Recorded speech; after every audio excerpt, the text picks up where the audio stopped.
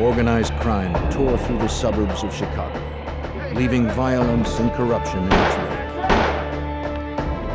Prominent officials were seduced by greed and power, doing whatever was necessary to protect their interests. Everyone was on the take. FBI search It would warrant! fall on the FBI to weed out the corruption and to find the killer of an innocent woman.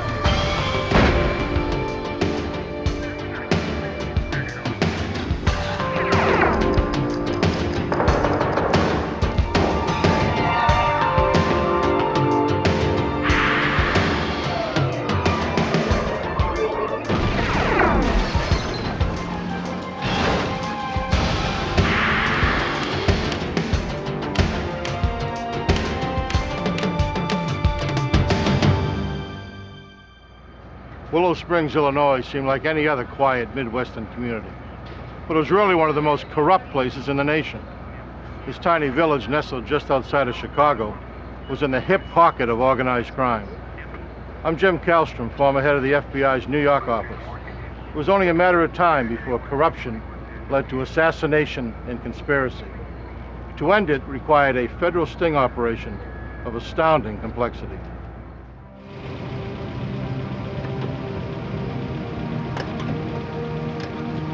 The bank of a sanitary canal in a remote industrial area became the site of a gruesome crime.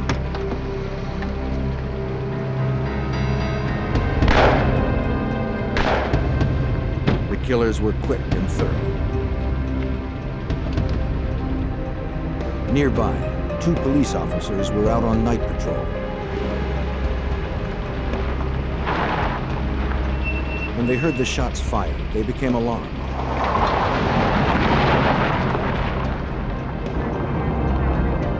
One of the officers drove towards the canal to investigate.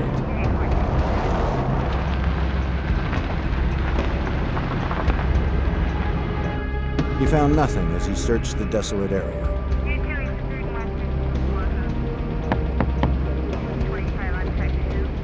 Hey, Chief. Also on the scene was Willow Springs, Illinois Police Chief Michael I heard Corbett. it earlier myself, and I've already checked the area, so it's He too saw nothing. I got it covered. See you later. All right.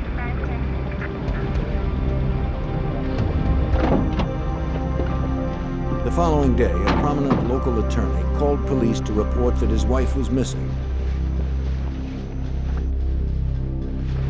Well, Mr. Masters, we'd like to ask a few questions about your wife. Lieutenant I'll Howard certainly Vanek cooperate of the any way I Cook can. County Sheriff's Department and his partner By all means, have a responded seat. to the call. Attorney Alan Masters said that his wife Diane had been out the night before with colleagues and friends from a local college where she worked. After the meeting, some of the board members would go to a bar. Maybe. She never came home. There was no sign of her yellow Cadillac. meeting usually start? I believe it He starts said he made around calls 7 trying to o'clock. locate her It's usually until the same 2 in the one, morning, I honestly but don't finally know gave the up. name. You know where it's located? For the I officers, suppose the information offered little you insight. know, a board member. Excuse me a minute.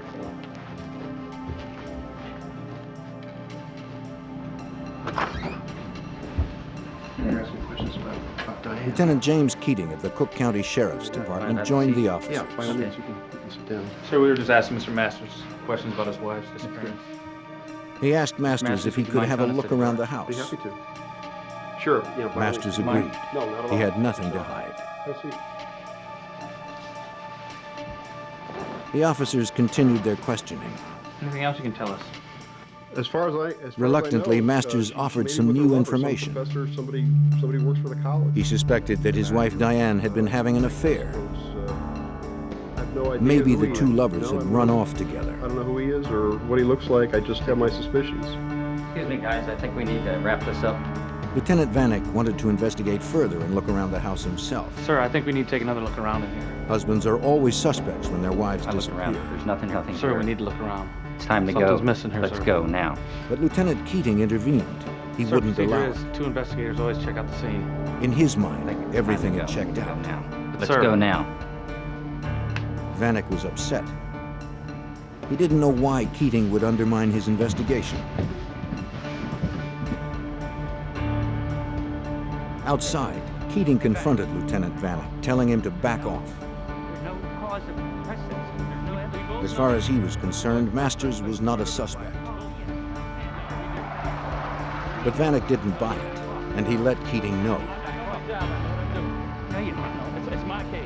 Just as the two men were about to explode, Willow Springs Police Chief Michael Corbett arrived at the scene.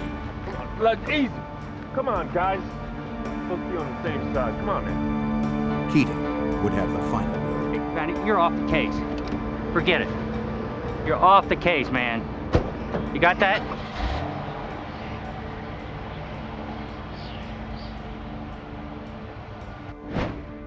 The question still remained, where was Diane Masters? Her disappearance grabbed the media's attention. And Diane, if you would, please come to She had been very active in the local community. Diane had worked hard to help open a shelter for battered women. She was also involved in local politics and sat on the board of the Moraine Valley Community also, we'd like to College. present Diane with this plaque to show She her did how not much we appear to thank have her any for all enemies. the hard work and her dedication in opening this crisis center, something that is needed desperately in this community. But investigators began uncovering other details. It was reported by Diane's friends that her husband was controlling and abusive, and that Diane was planning to file for divorce.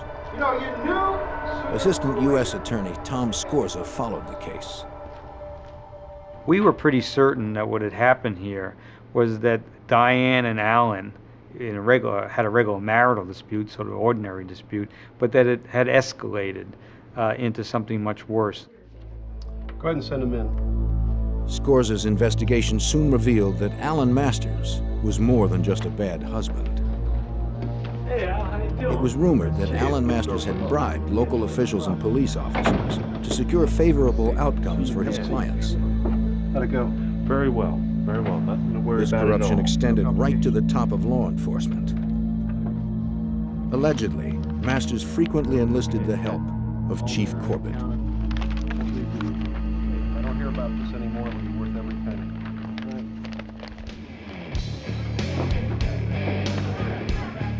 It was also rumored that Masters and Chief Corbett were involved in safeguarding some of the Chicago mob's betting and prostitution rings, which were run out of show clubs throughout suburban Cook County. But investigators were focused only on Diane's disappearance. With no evidence and few leads, that investigation stalled.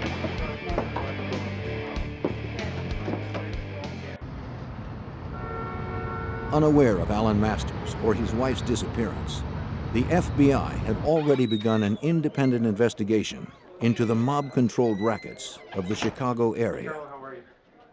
U.S. Attorney David Stetler worked with the FBI to help unravel the prostitution operation.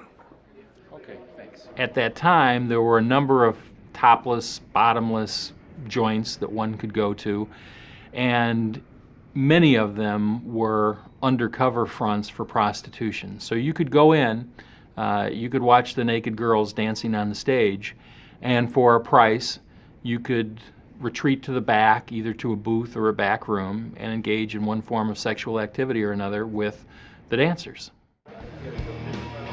The club owners knew that their customers would spend more on drinks and prostitutes if they could use their credit cards. But the patrons were reluctant. They did not want bills arriving at their homes or businesses with charges incurred from nightclubs with seedy names.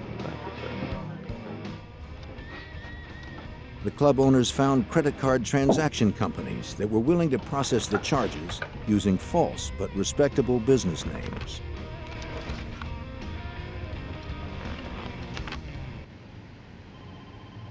Special Agent Ivan Harris of the FBI's Chicago field office was assigned to help bring down the illegal businesses. The scam was using various companies in order to launder credit cards through their business to make it appear that businessmen were actually eating at a restaurant or using a limousine service to incur the charges when in fact they were charges for prostitution. Larry Wright was one of the credit card transaction company owners. Wright would pick up the week's transactions from the clubs and process them through his company, National Credit Service, or NCS. really working well. One of his clients was a club owner named Joseph Marin, whose club was a front for a mob-controlled prostitution house. Wright wanted to expand his own operations. He approached Marin about setting up an illegal betting club. Yeah, she's nice. You had a chance to really interview her.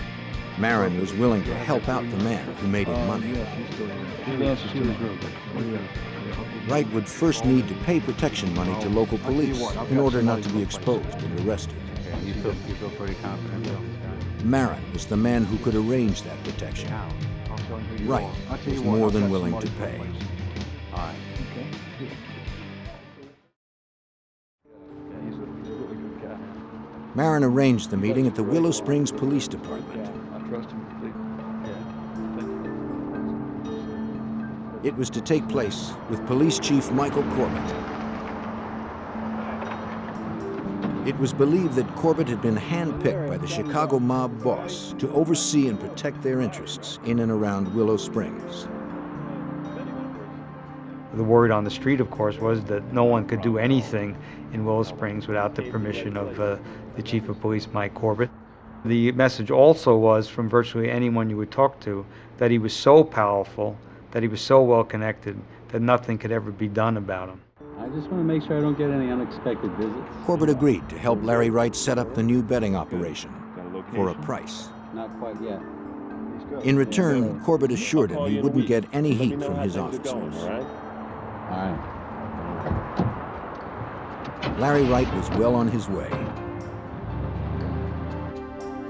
He returned to his office at National Credit Service, operated out of a nondescript office park location. Wright worked with two other staff members. Doing great. Larry, great. But these were not ordinary employees. NCS was not just a credit card transaction service for illegal activities. It was a front for the FBI. Larry Wright was actually undercover special agent Larry Damron. And he and the FBI were using NCS to work their way into the heart of the corruption in Willow Springs. While local investigators struggled to unravel the disappearance of a prominent attorney's wife, the FBI had set up an undercover operation in the town of Willow Springs, just outside of Chicago. Their target, organized crime, and the corrupt police who protected them from prosecution. The undercover work was often painstaking and frustrating. FBI Special Agent Larry Damron explains the difficulties inherent in undercover work. During the course of the undercover operation, you try to immerse yourself in what you're doing, and you try to assume that role because it's necessary for you to do that in order to accomplish anything. Oftentimes you'll hear people make comments, or you'll see people do things that in any other circumstance they would be arrested for immediately. And so what you have to remember is you're in a role and you play that role out. Damron had heard stories about how the mob resolved problems.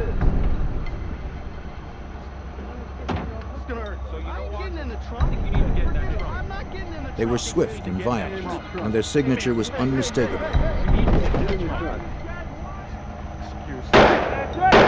2 bullets in the head. There was no room for mistakes.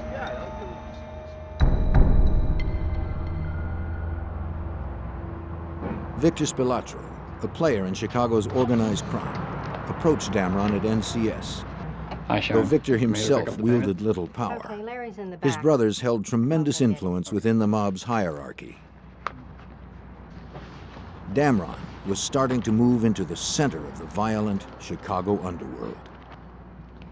The Spilatros were one of the best-known names of mobsters in Chicago. The older brother, Tony, was the boss in Las Vegas. He represented the Chicago outfit for their interests in Las Vegas. Had been a prominent figure and had been widely mentioned in the paper as having been involved in murders and extortions and things like that. Agent Damron quickly developed a reputation as an effective businessman in laundering money for mob operations. We got everything back here that you need. All right, you come on back. Sure everything's all right? Spilatro knew of NCS's activities with the local nightclubs. They were under his control. Really appreciate what you're doing. Good, everything's going good with the business? Yes, it's going great. That's great, good. He told Damron he would have to pay him a cut to stay in business. I'm glad you appreciate what we do for you. Okay, well that's really good. Damron had no objection. The level that we had there is we were paying protection to a fairly important aspect of the mob, the Spilatro family.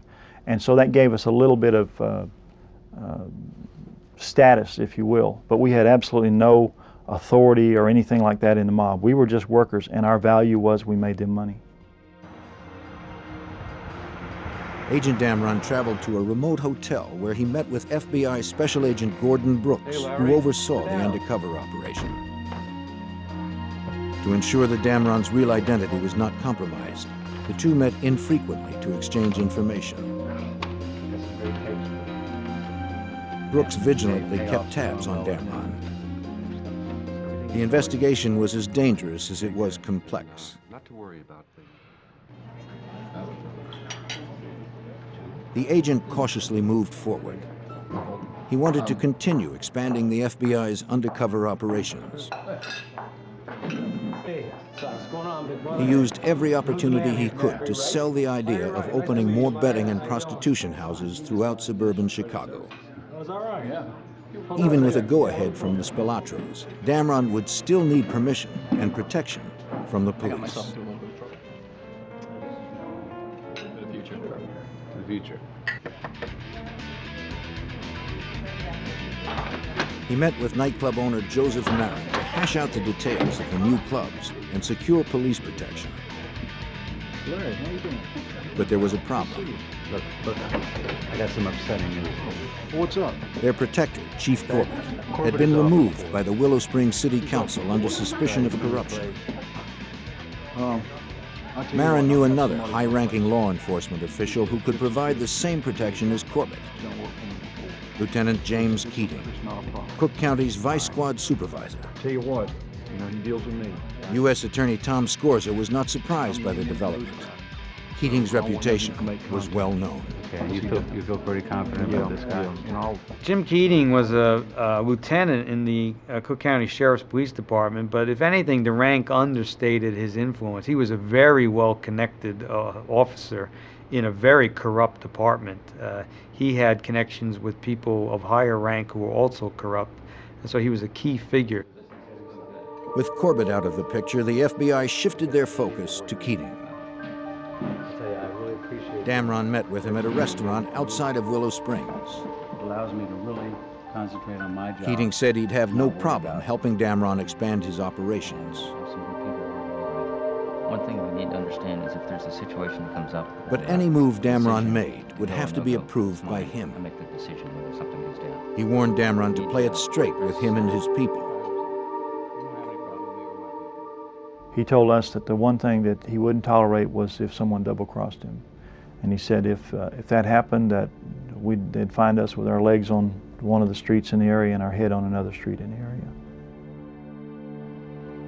As instructed by the FBI, Damron proposed another operation. A club that would be a front for prostitution. You want to hold on to this? He gave the lieutenant the first of many payments to ensure police protection. Looks like a bonus for the guys, huh? Before he left, Keating said he knew someone who might be able to help him. A lawyer named Alan Masters. Though he had no direct dealings with Alan Masters, Damron had heard the name mentioned by Chief Corbett. Well, I knew that Masters was a well-known attorney on the south side of Chicago, that he had a tremendous reputation for being able to get things done, particularly in the local court system, and the scuttlebutt was that he wasn't reluctant to pay bribes or to deal with people however he needed to. Damron continued his meetings with his case supervisor, Special Agent Gordon Brooks. Damron needed to know everything he could about Alan Masters and his relationship with Keating and Corbett. Now, you're in with Corbett. He's The FBI and U.S. attorneys quickly established a hierarchy within this ring of corruption. Okay, you're making your way up to Keating? Right.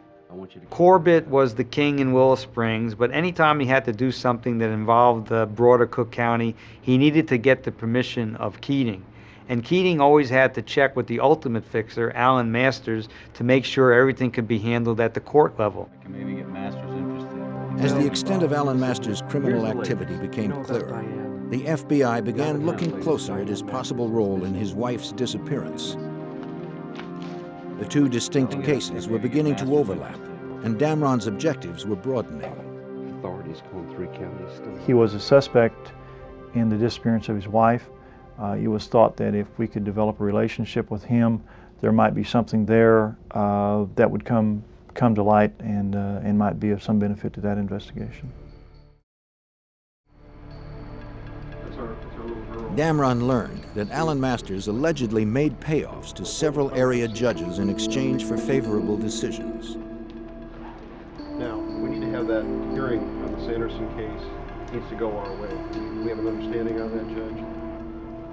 Agents speculated that Diane might have witnessed her husband's illegal activity and threatened to expose him. I think we can come to terms with that. Right this way, sir. Now trying to elicit information about Diane's disappearance, Damron continued his efforts to make inroads into the corruption around Willow Springs. He met with Keating several weeks later to follow up on his plan to open a show club. A good manager lined up. Oh, I've got Again, Keating mentioned that his friend Alan Masters could help. Can take care of that. He's a real fixer. Damron took the opportunity to bring up Alan's wife. Keating said little, but then added an unusual comment. The same plan we had with the other one. Probably heard him. Seen him. We talked about Masters' wife turning up missing, and Keating said, well, she turned up missing like the day before the divorce was going to be filed. That was convenient, wasn't it? It was convenient. And chuckled about what a good circumstance that was. Damron was cautious not to probe too far, fearing that Keating might grow suspicious. You've known this fella for a long time? Yeah. You've known him for a while. I've worked with him before. Sure, he can do. As the meeting ended, Keating handed over Alan Masters' phone number, saying the lawyer was expecting his You call. won't be implicated. I just need to make sure lined up. I'm going with the same. He proceeded to set up the meeting with Alan Masters. Hello? Mr. Masters, how are you? This is Larry Wright speaking. The attorney agreed to help push through all the necessary permits and legal documents, which meant bribing officials and securing protection. Yeah, we've been working pretty hard on it for a while now. Also, I think it'd be a pretty Masters good suggested location. they get together. Talking about, The meeting was set for the following week, Monday, December 13th. Okay, I'll look forward to meeting you then. I think we can maybe do some business. Okay, thanks. Bye.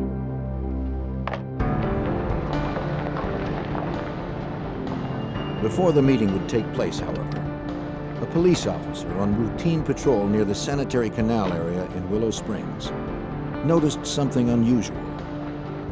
Tire tracks led directly into the canal. He immediately called for assistance. Little did he know that the lid was about to come off the underworld in Willow Springs. Find these trucks out here and mark. While the FBI continued their undercover operation in the Chicago suburb of Willow Springs, an officer out on routine patrol made an alarming discovery. Tire tracks leading directly into the sanitary canal. Police officers and a dive team responded to the site. Overseeing the investigation was James Ross, an honest cop appointed by City Council to replace Michael Corbett as the police chief in Willow Springs. Though Corbett had been ousted from the department, his legacy of corruption remained.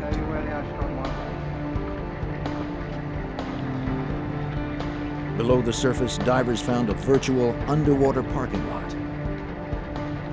82 cars lined the bottom of the polluted canal. U.S. Attorney Tom Scorza believed he knew why the cars were there. And who could make a profit by allowing them to be dumped without a police investigation?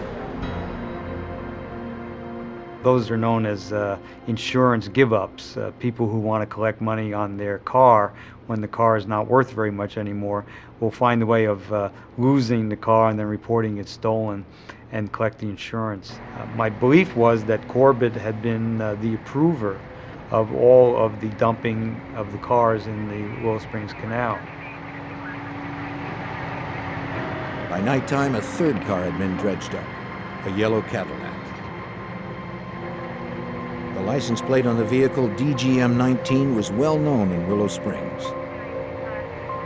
It was the tag registered to Diane Masters. Lieutenant Keating of the Cook County Sheriff's Department arrived at the scene.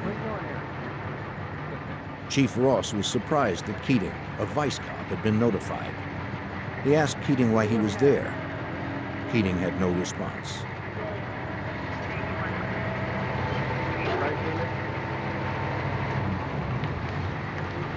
Officers continued examining the Cadillac. When they pried open the trunk, they discovered a decomposed body.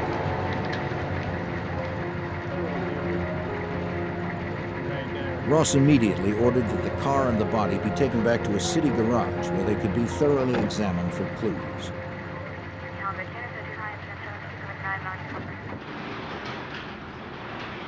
The decision not to use the police garage was well reasoned. Chief Ross knew this case potentially had far-reaching implications, and he couldn't trust his own officers. The fewer people nosing around, the better.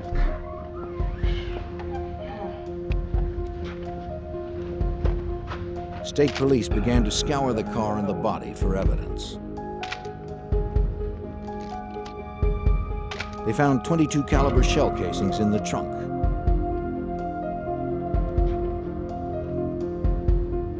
The keys were still in the ignition.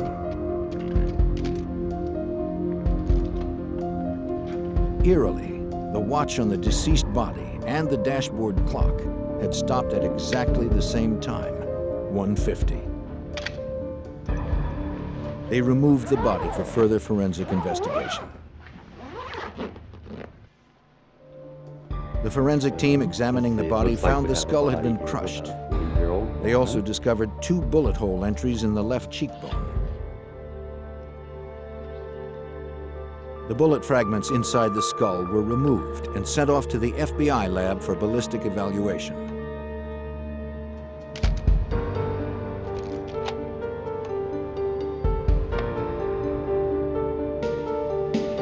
Dental records confirmed what everyone believed. The body found in the trunk was Diane Masters. The 9-month investigation into Diane's disappearance was now a homicide investigation. Come on in. Chief Ross called in Cook County Detective John Reed to work the homicide. He was to team up with the FBI, who was now taking over the murder investigation. Detective Reed was not to trust even his closest friends in the department. He was told that through the FBI undercover operation run out of NCS, law enforcement officers were being investigated for corruption. And some had ties to Alan Masters, who was now a firm suspect in Diane's murder.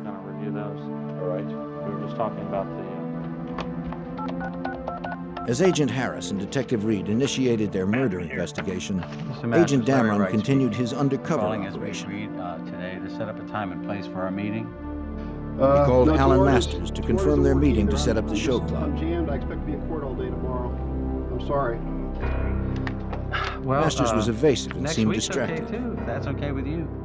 Maybe we can work something out then. Just give me some time. He canceled the meeting. Okay, thanks, Mr. Wright.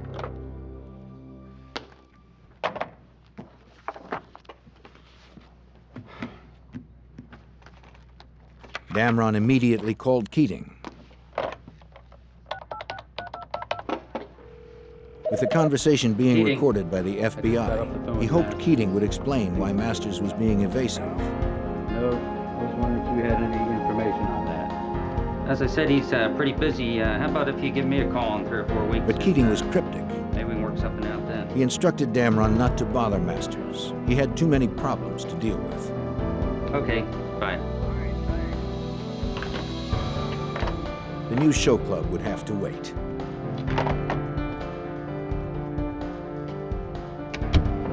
What do you got for me? Here are the transcripts. Damron met with Agent Brooks.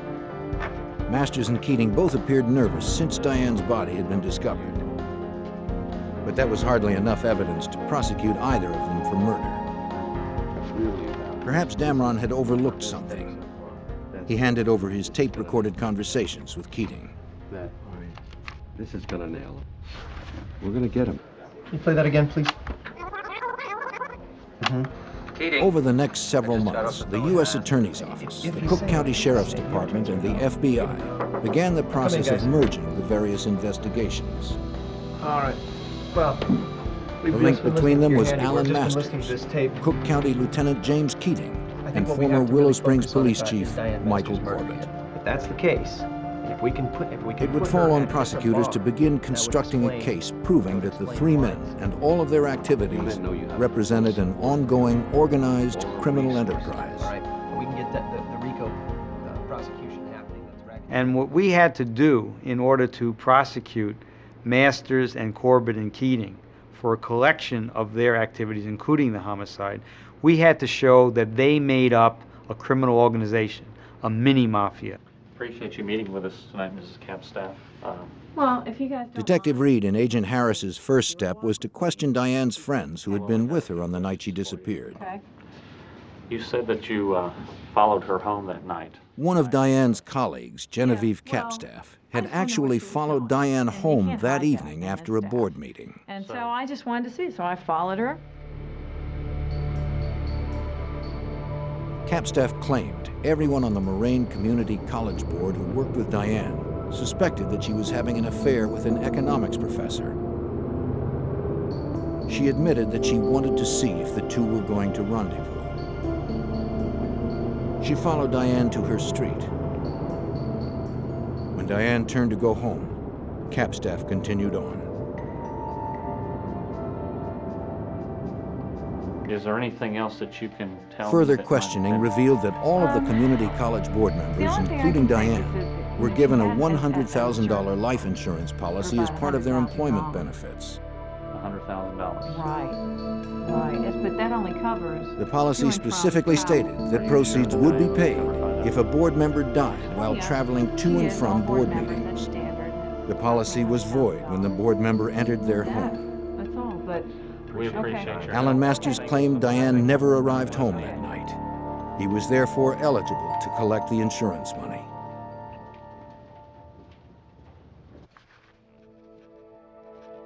Several months before Diane's body was discovered in the trunk of her car, Masters filed a claim with the insurance company. After filling out all the paperwork, he sent it off. Though Diane's fate at that time was unclear, Masters had a judge declare her legally dead. As a result, he was about to receive $100,000. Alan Masters was fast becoming the FBI's prime suspect in the murder of his wife, Diane. Shortly after her body was discovered, investigators learned that he had filed a claim with his wife's insurance company. Within a few months, 2 checks appeared in the amount of $50,000 each. If federal agents and prosecutors could prove Masters was responsible for his wife's death and that he profited from it, it would be one more element that showed that he and his accomplices were involved in an ongoing criminal enterprise. Homicide in a federal racketeering case carries much more jail time than a state charge. As the investigation began to take on a clearer focus, FBI agents working the undercover case received bad news. Listen, we're gonna have to move rather quickly on this. The Washington Post had gotten word of the operation. Listen, we're having a bit of a problem. We're almost at the point where we can really make some impact. The Post gave the FBI 3 weeks to wrap it up before running the story. We have some have to be closed down. Is that right? Yeah, something like that. All 16. Agents had no choice but to quickly bring their undercover operations to a close. Here, so please do me a favor. For U.S. Attorney David Stetler, the timing couldn't have been better. All right. The project had run its course, and the bulk of the information anybody was ever going to get had been retrieved, and to make the operation go on longer would have resulted in additional evidence, but it also would have resulted in the evidence that had been gathered becoming more and more stale.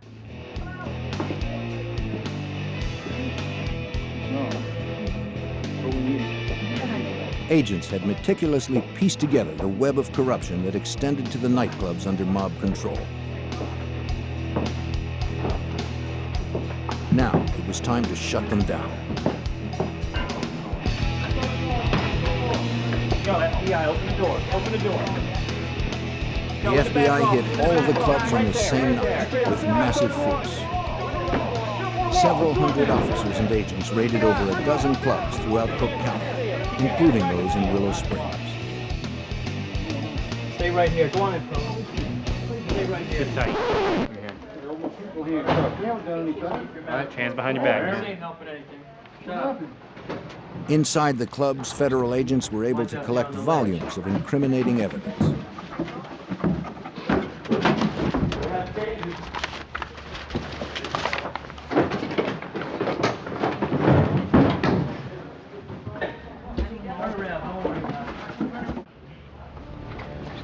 55 people were indicted, including club owner Joseph Marin, Tony Spilatro, and his brother Victor. They were prosecuted in both the state and federal courts for extortion, prostitution, bribery, and racketeering. Several deputies from the Cook County Sheriff's Department and officers from the Willow Springs Police Department were also indicted and convicted for protecting these businesses. After 3 years of undercover work, the sting operation was now officially closed. What's your friend's name? For undercover Special Agent Larry Damron, it was finally time to leave the role of Larry Wright. I would say the finish was elation and disappointment at the same time. Disappointment that there were so many opportunities out there to identify other criminal activity. We knew that that it was a good job, that we had gathered tremendous amounts of evidence, and that we had a real insight into some of the criminal activity that was taking place that we hadn't had before. Alan Masters. Local authorities, the FBI, and prosecutors could now focus exclusively on the Diane Masters murder investigation. She said he hit her. They continued questioning her friends and associates, including the man with whom she was allegedly having an affair. There were other things that happened. Economics professor Jim Koselniak. He confirmed that he and Diane had a relationship. He also claimed that Masters had abused Diane physically, mentally, and emotionally. She lived in fear of her husband. Diane had told him she planned to file for divorce. Koselniak also had reason to fear Alan Masters. One night, Koselniak and Diane had met for drinks at a local bar. He recalled that Diane called home to check on her daughter. Instead of getting the babysitter on the phone, Alan unexpectedly answered. Alan? He suspected she was with her lover. I didn't know you were He was in trouble. irate and began to threaten I was her. calling to check on Andra. He vowed to destroy her.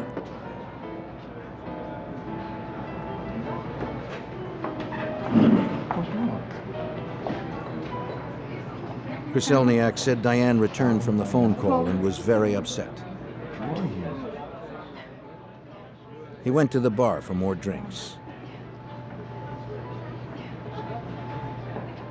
There, a man suddenly confronted him and began firing off a series of questions.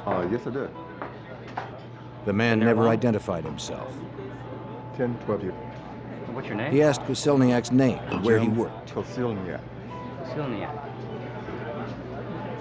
Though the man said little else, Koselniak felt he had just received a threat. Stay away from Diane.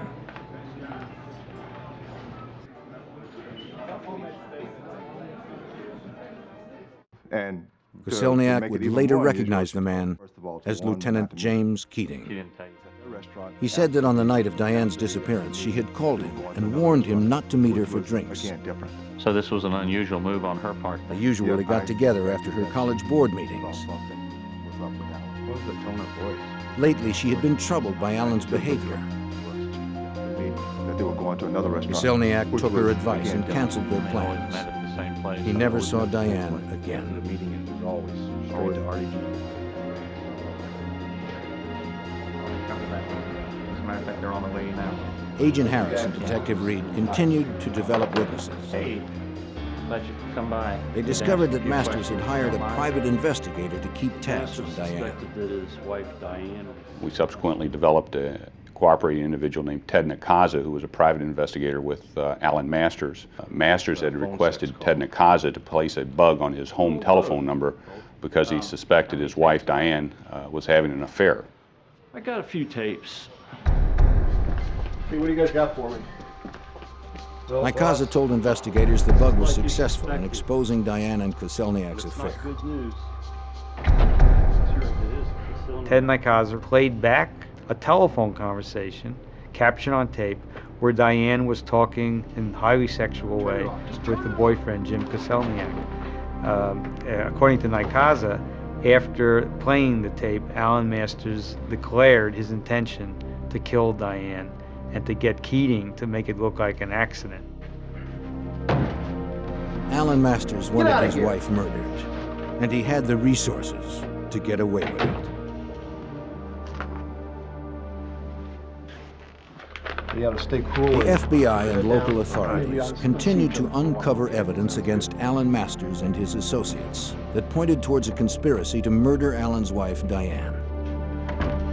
Through a private investigator hired by Alan Masters, Diane's affair had been exposed. His wife was cheating. Alan's rage was out of control. Yes. But investigators had no hard evidence to charge him with murder. After an exhaustive 5-year investigation, that was about to change. He intended to have Diane killed. They uncovered a Cook County Sheriff's deputy who was willing to talk. Agent Harris. Deputy Jack Bachman had startling information. Keating brought me into his Bachman office. had been too afraid of the consequences of coming forward on his own. He claimed that he had been approached to kill Diane. The offer had come through Lieutenant James Keating. Bachman had a series of conversations with Keating, and ultimately Keating asked Bachman if Bachman would be interested in the job of actually stalking and killing Diane Masters. Bachman said Keating offered him $25,000 to carry out the hit. And, Michael Corbett, the chief of police, had already agreed to dispose of the body. Bachman declined the offer. No, sir, I'm sorry. I can't get involved in anything like that. No, no, sir. Through Keating, Masters had clearly solicited a murder. About this meeting we just had, and Well, no, but he did offer me $25,000. This was one of the final pieces prosecutor Scorza needed to bring an indictment. He said he wanted to eliminate her. I said, what do you mean? What we were able to show is that when Alan Masters decided to kill his wife, he simply was able to turn to the two police officers that he'd already been working with on corrupt activities and criminal activities. And that made the homicide and the planning of it and the solicitation of it, it made it an activity of the criminal enterprise. The pieces had finally come together. And Diane Masters. Investigators put together a likely scenario of Diane Masters' murder. She said she heard something. Alan Masters had found a hitman to kill Diane and her boyfriend when they met for the usual drinks after her college board meeting. However, Diane didn't meet with Koselniak that evening.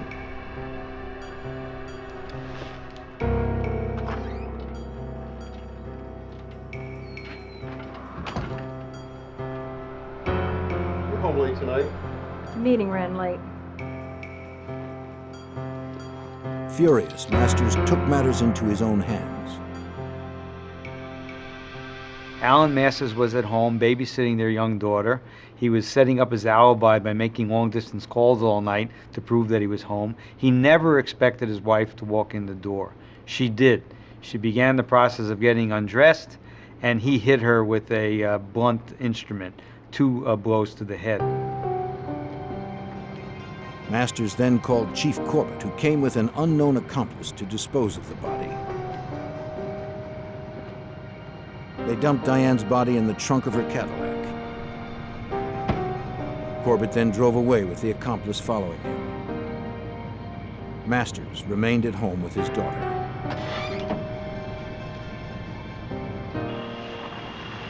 They drove to the remote sanitary canal.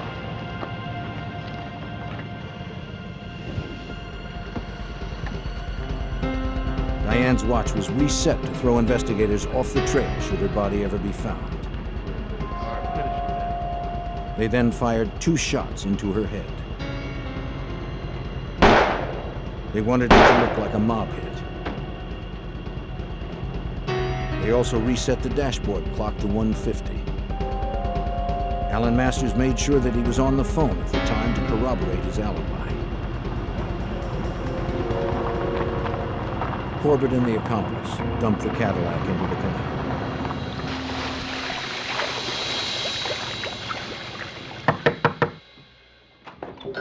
In June of 1988, 6 years after Diane's murder, investigators brought charges against the 3 conspirators. Former police chief Michael Corbett was the first arrested on federal charges of racketeering, bribery, and conspiracy to solicit and cover up the murder of Diane Masters. Special Agent Ivan Harris tried to elicit a confession. Mike Corbett subsequently confessed that he was in fact the person that had put Diane Masters' car in the canal. He disavowed any knowledge, knowing that she was in the trunk of the car at that time.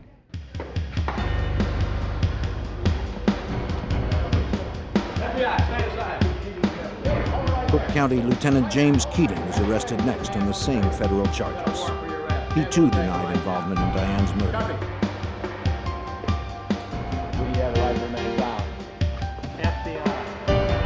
And finally, Alan Masters.